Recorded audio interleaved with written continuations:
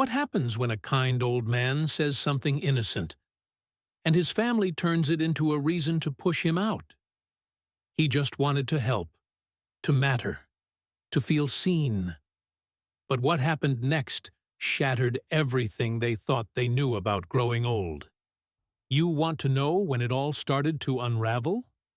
It wasn't during one of those late-night family dinners, where the grandkids barely look up from their screens and my daughter keeps pretending I'm not chewing with my mouth closed. It wasn't even when I caught my son-in-law flipping through my medical bills like he was reviewing a stock portfolio.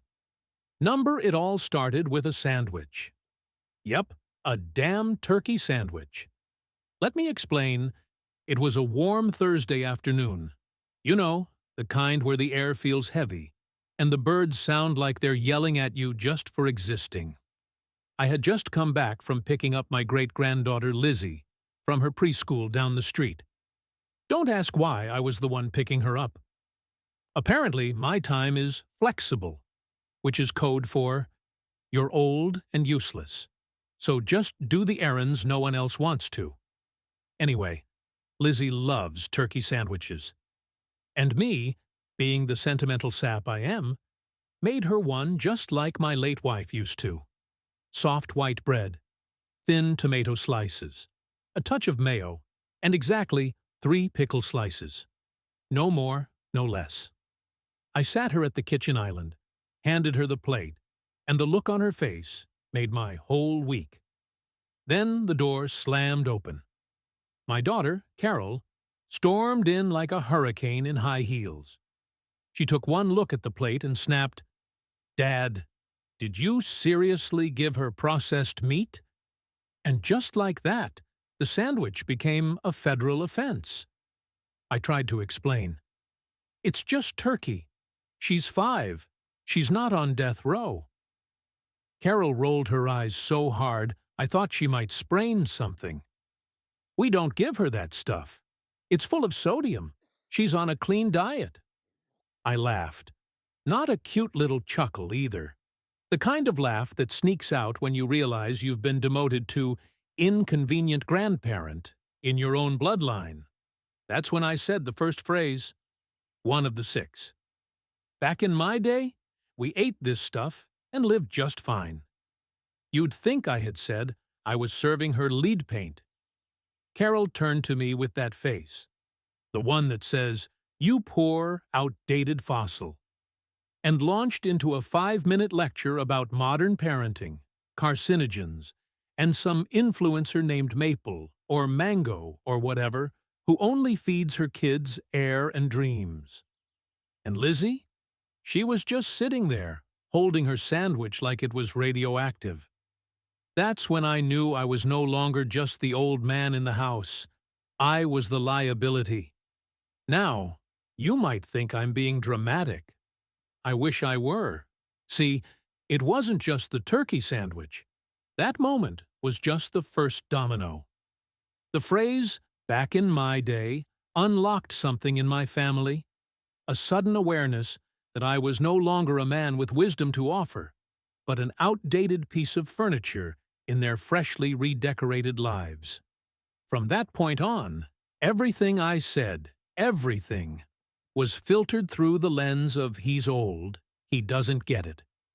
One morning, I complimented Carol's husband, Doug, on fixing the fence. "You did good work," I said. Doug blinked. Thanks." Then I made my second mistake. Phrase number 2. Real men know how to fix things with their hands. Doug laughed. That weird kind of laugh people use when they're half insulted, but too passive-aggressive to admit it. Later that day, I overheard him tell Carol I was toxic. Toxic. I fought in a war. I taught middle school for 30 years. I raised 2 kids without Google or gluten-free waffles.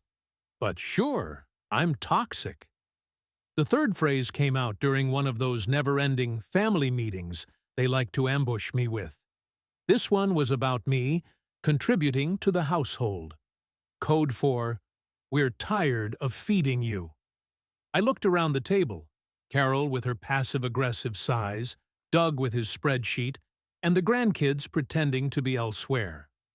So I said it. Phrase 3. I don't want to be a burden.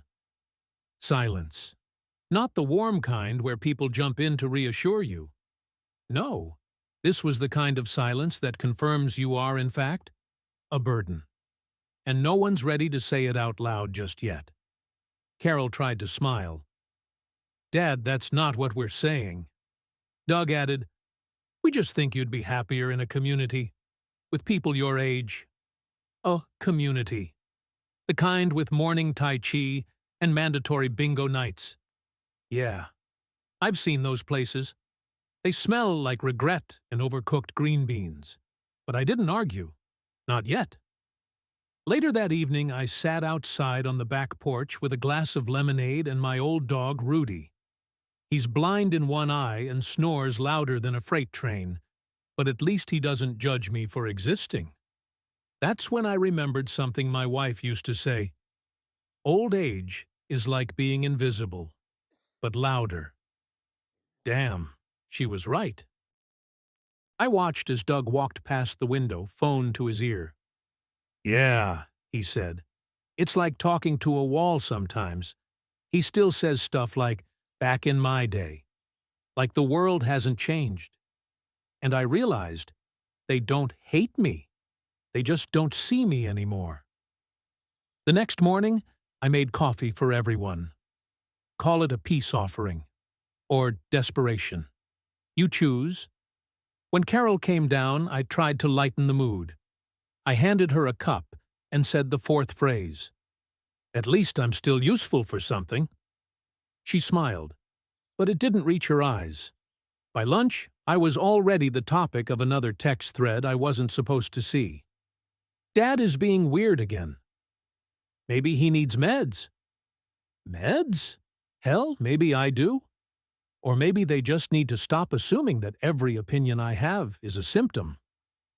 The fifth phrase slipped out when Lizzie came crying one day because some kid at school called her too quiet. I told her gently, Sweetheart, sticks and stones may break your bones. You know the rest. Carol exploded. Dad, we don't teach her that. Words do hurt. That's outdated and invalidating. Invalidating. Another word I'd apparently ruined just by using it. I bit my tongue. But something inside me cracked a little that day. Because I wasn't trying to be hurtful. I was trying to help. But when you're old, help looks like interference. Wisdom sounds like criticism. And love? Love feels like trespassing. And that brings me to the sixth phrase. The one that finally lit the match. It was Sunday. Church day. The only time Carol pretends we're a normal family. I was walking Lizzie to the car when I stopped to help a neighbor's kid who tripped on the sidewalk. The boy scraped his knee. I cleaned it with a tissue, offered him a Band-Aid, and sent him back, smiling. Carol watched the whole thing from the porch. When I got back, her face was stone. Dad, she said, you shouldn't touch other people's kids. You can't do that anymore. I stared at her. My heart thudded. So I said it. What kind of world have we become? She didn't answer, but her silence was louder than any word she could have chosen. What happened next changed everything. You don't want to miss how this unfolds. There's a funny thing that happens when people stop listening to you. At first, you talk louder. You try harder.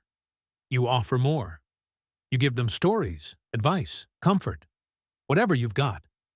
But eventually, you just stop. You become quiet. Not because you have nothing to say. Oh no. You just realize they're not worth saying it to anymore. And that's where I found myself, 2 days after the don't touch other people's kids incident. Sitting alone in the kitchen, sipping lukewarm coffee, listening to the distant hum of a family that had no use for me. I was invisible. And worse, inconveniently visible when I opened my mouth. That morning, I decided to keep my mouth shut. But silence as I would soon learn, doesn't protect you. It only delays the execution. Carol called another talk. Doug had that look again, the I'm supposed to care but I'm actually thinking about golf look. The grandkids didn't even pretend to join. Can't blame them. What fun is watching a family dismantle their patriarch? Carol sat across from me, hands folded, lips tight. Dad, we need to talk about boundaries. Ah, that word again. Boundaries. I've been hearing it a lot lately. Everyone's got them now. They don't come with fences or warning signs, just guilt trips. I leaned back and said nothing, which, apparently, was the wrong move. Doug jumped in. It's just, you make comments that are, well, triggering. Triggering. I chuckled. You mean like the time I told Lizzie that cartoons used to be hand-drawn, and she cried because I said the word old? Doug blinked. Exactly, Carol added. Or when you told Ethan that men used to open doors for women. That wasn't an insult, I said. That was me being polite.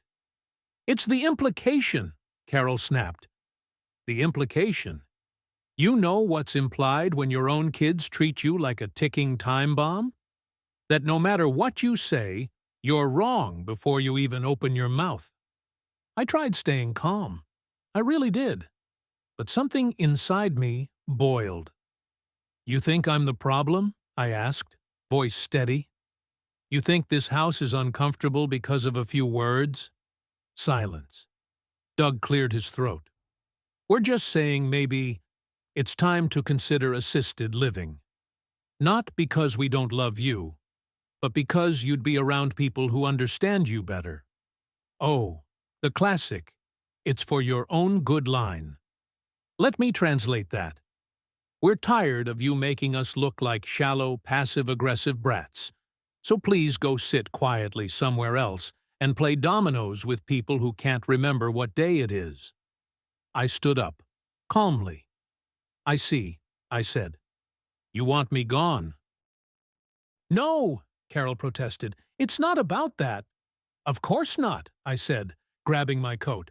It's about boundaries. And I walked out.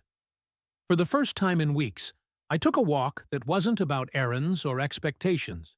Just me and the sidewalk, under a sky that didn't judge me for existing. A few blocks down, I ran into Walter. He's 78, walks with a cane, and the attitude of a retired outlaw. We met years ago at the VFW, bonded over terrible coffee, and the mutual realization that retirement is basically just unpaid exile. Hey, George, he said. You look like you just punched someone with your eyes. I smirked. Close. Just came from a family lynching. I was the accused. He nodded. Let me guess. You used one of those phrases again. I raised an eyebrow. He continued. Mine was, you know, when I was your age. Said it to my granddaughter. Next day, she told her therapist I was emotionally oppressive. We laughed. The kind of laugh that's sharp around the edges. The kind that says, we're the punchline in a joke we never signed up for. That evening, I returned home to silence. No confrontation, no apologies, just passive hostility. My family's specialty. The next morning, Carol avoided me. Doug stayed at work late. And me? I sat in the living room, pretending to watch the news while feeling like I was slowly being erased. But things hadn't hit rock bottom yet. Oh no. That honor belonged to what happened 3 days later. It was Saturday, grocery day. Usually Carol goes, but that morning, Lizzie begged me to come. Grandpa, you pick better cookies. Carol hesitated. Are you sure, Dad? You know how it is. I smiled.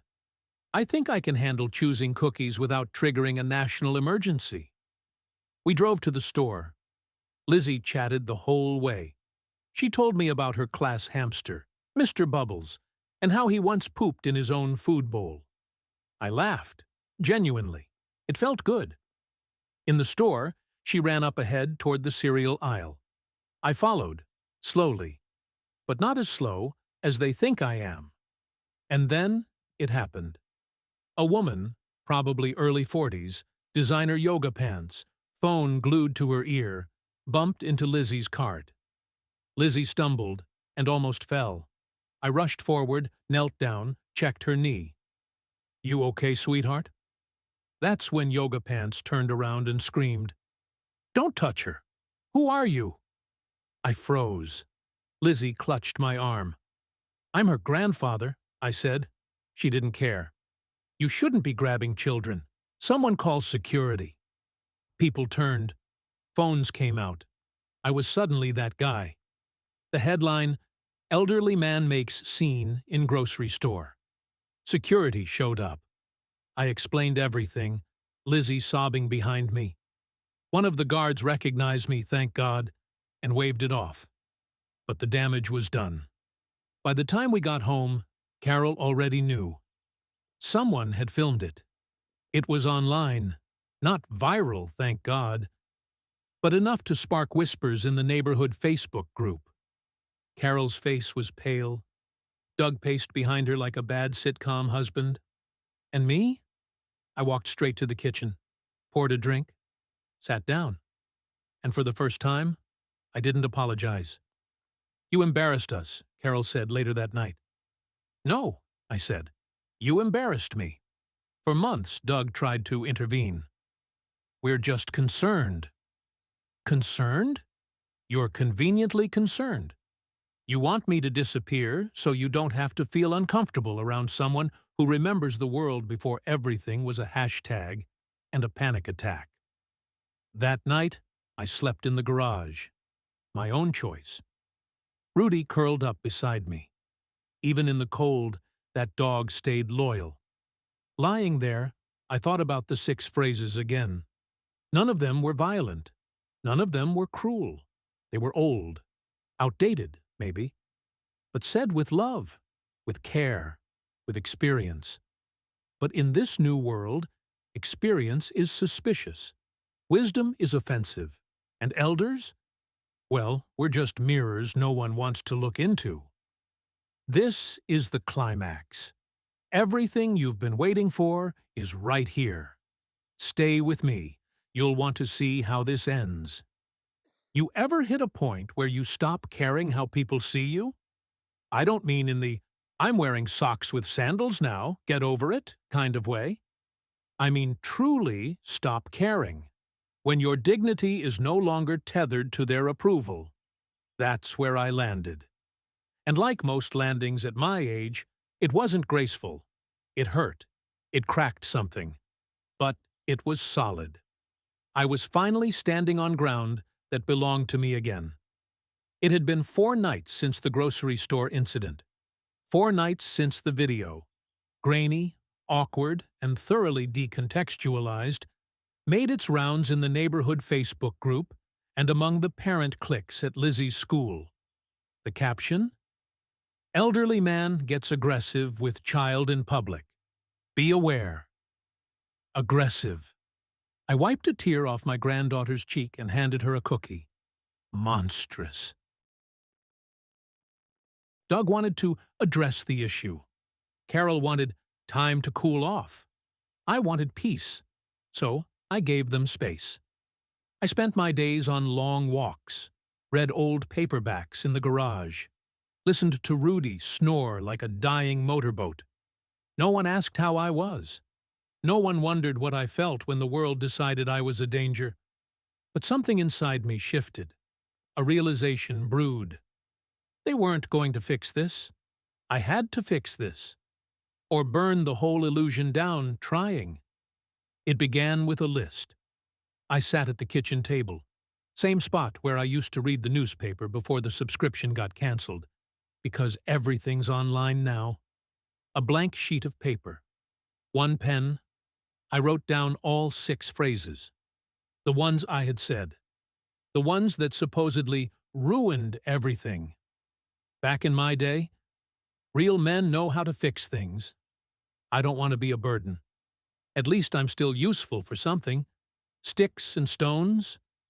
What kind of world have we become? Looking at them, I felt a twinge of something unexpected. Defiance. Not guilt, not shame. Because none of those were sins. They were memories, beliefs, attempts to hold on to meaning in a world moving too fast and too carelessly.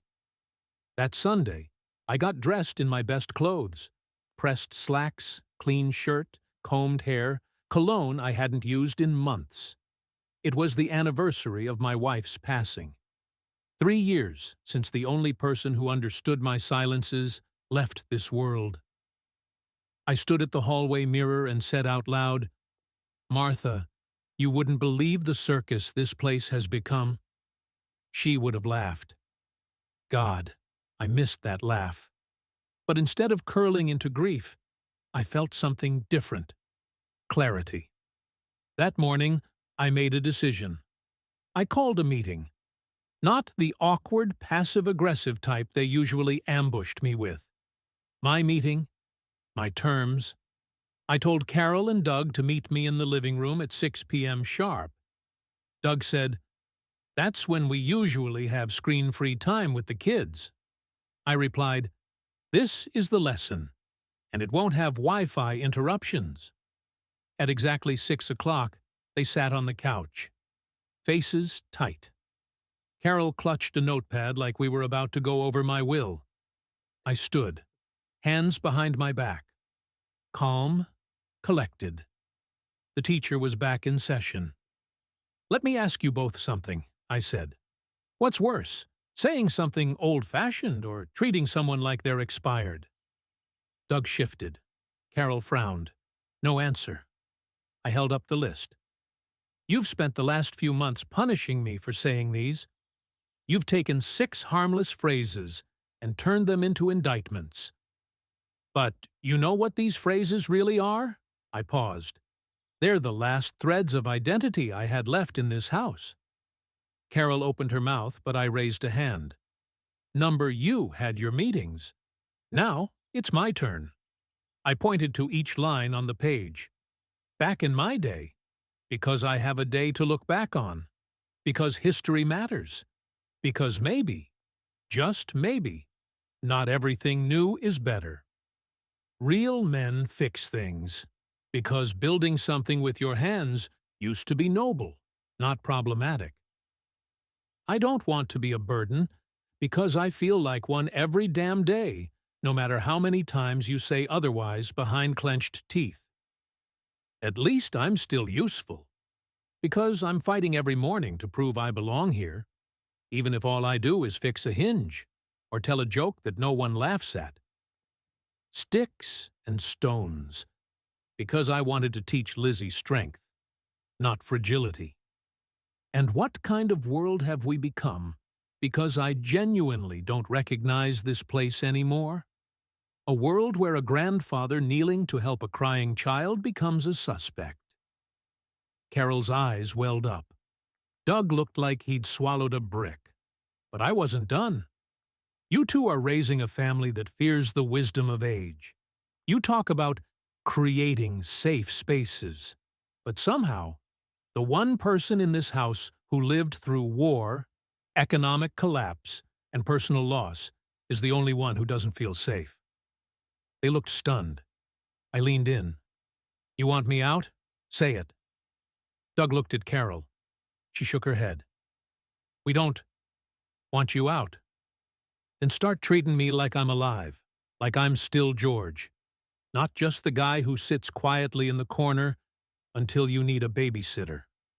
I walked out, into the night air. Cool, still. For once, I wasn't trembling with anger. I was shaking with release. I didn't know what they'd do next. Maybe they'd change, maybe not. But for the first time in months, maybe years, I felt like me again. That evening, Lizzie snuck into the garage. She held up a peanut butter sandwich with a pickle on the side. "I made it just like you do." I smiled. "Even the pickle?" "3 slices. Exactly." I bit back tears. Back in my day, I whispered, we called that love. And she smiled, not because she understood the phrase, but because she understood me. We're not done yet. The final chapter will show you how even broken relationships can find light, or burn brighter on their own terms. People like to say old age is a second childhood. Cute sentiment if you're the one tucking in Grandpa like he's a toddler and patting yourself on the back for not putting him in a facility yet. But I've learned something different. Old age isn't childhood. It's war. And you're the last soldier standing, guarding memories, values, and decency, while everyone else acts like the past is a disease and you're patient zero. But after everything, the shame, the silence, the grocery store debacle, the staged interventions, I had finally stopped apologizing for existing. And that changes a man, even one with gray hair, swollen knees, and a fading memory of what peace once felt like. After the speech, the one I gave them in Chapter 3, that left my daughter with wet eyes and my son-in-law blinking like a malfunctioning GPS, I didn't expect fireworks. No one hugged me. No one suddenly called me Dad with tears in their eyes. But something shifted. It started with the silence. Only this time, it wasn't cold or dismissive. It was space, the kind people give when they're afraid they've gone too far. Carol didn't say much the next day, but she left a plate of pancakes by my door. Not microwaved, fresh, with syrup already drizzled. No note, just the smell of compromise. Doug. Well, he's still Doug. Emotionally constipated with the heart of a tax form. But he did something I didn't expect. He asked me to help fix the porch swing. I know. That sounds minor. But in Doug language, it's basically a marriage proposal. We spent an hour outside in the shade, tools in hand, not saying much. And for the first time in years, we weren't adversaries. We were two men doing something useful with their hands. No lectures, no eye rolls, no passive-aggressive sighs. Just work. But it wasn't all healed. That night, I overheard Ethan, the older grandson, on a call. No, my grandpa's not like creepy. He's just from another planet. He says weird stuff, like sticks and stones and back in my day. I didn't interrupt. I just smiled to myself. Because the truth is, I am from another planet. A planet where you spoke plainly, where respect wasn't negotiated. It was expected. Where people apologized when they were wrong, instead of writing a blog post about why they're a victim. Where elders weren't walked around like fragile furniture. They were pillars. And I'll be damned if I feel guilty for surviving that planet with my soul intact. The big change came a week later. Unexpected, unearned, but undeniable. It started with Lizzie's school. Her teacher, Ms. Donnelly, called the house. Carol took it. I listened from the hallway like a teenager eavesdropping on drama. Apparently, Lizzie had written an essay called Why My Grandpa is Braver Than Superheroes. It told the story of the grocery store, of how I helped a crying child, of how people yelled, but I stayed calm. She ended it with one line. Sometimes grown-ups don't know what real kindness looks like anymore, but Grandpa does. Carol didn't cry while she was on the phone, but I saw her shoulders tremble after. And that, my friend, is something no viral quote or therapy workbook can fake. Later that day, she asked if I wanted to speak at Lizzie's class for Family Legacy Week. I almost laughed. Wouldn't want to trigger anyone, I said. She smiled. I think they could use a little triggering. So I went. I wore my old school blazer, the one with the elbow patches and the faint scent of chalkboard erasers. The kids were squirmy, distracted. I expected nothing. But when I told them stories about growing up without phones, about fixing your bike with duct tape and prayer, about listening to radio shows by candlelight during blackouts, something changed. They stopped fidgeting. They leaned in. And when I said, "Back in my day," no one laughed. They listened. That night, Lizzie gave me a hug that lasted just a few seconds too long. "Grandpa," she whispered, "don't ever leave." I smiled. "As long as there are cookies to make and swings to fix, I'm not going anywhere." And she nodded, like that was a promise. Now, let me be clear. Carol didn't become a saint overnight. Doug still quotes podcasts like scripture. And I still say things that make everyone shift in their chairs like their backs just touched a ghost. But here's what changed. Me. I stopped tiptoeing around my own relevance. I stopped watering myself down for the comfort of people who confuse aging with malfunction. And more than anything, I stopped thinking that being quiet would earn me respect. Respect isn't given to the silent. It's carved out by those who speak with dignity even when no one wants to hear it.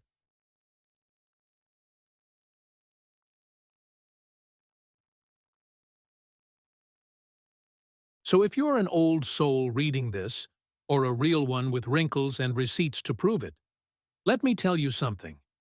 Those 6 phrases? Say them. Say them louder.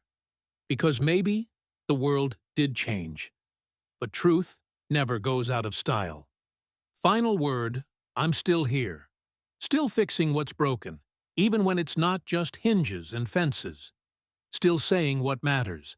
And I don't need the world to agree. I just need to know that when I go, I didn't let them turn me into background noise. I was George, father, husband, grandfather, veteran, teacher, human. And if that's not enough for them, well, back in my day, we called that their problem.